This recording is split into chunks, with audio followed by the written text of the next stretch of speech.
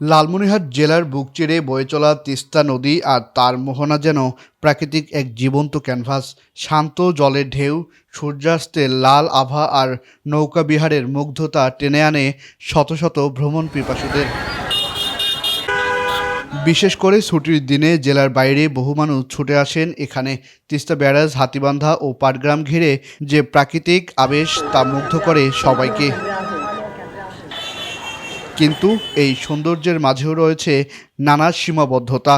নেই উন্নত যোগাযোগ ব্যবস্থা, পর্যাপ্ত আবাসন ব্যবস্থাও গড়ে ওঠেনি।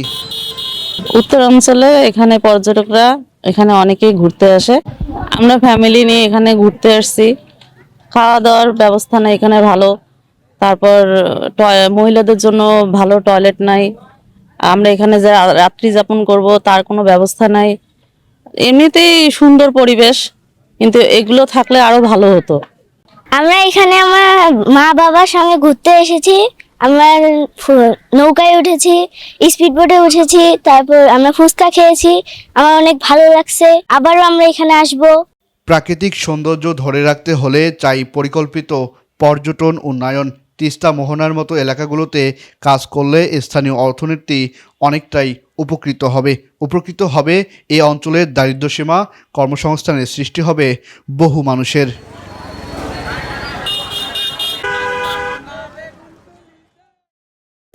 এখানে অনেক সমস্যা। পর্যটক যারা ঘুরতে আসে তারা মনে করেন যে একটা বসার ভালো জায়গা পাচ্ছে না, আপনার কোনো টয়লেট নাই, বিভিন্ন সমস্যা, যার জন্য পর্যটক কিন্তু কম আসতেছে বর্তমানে।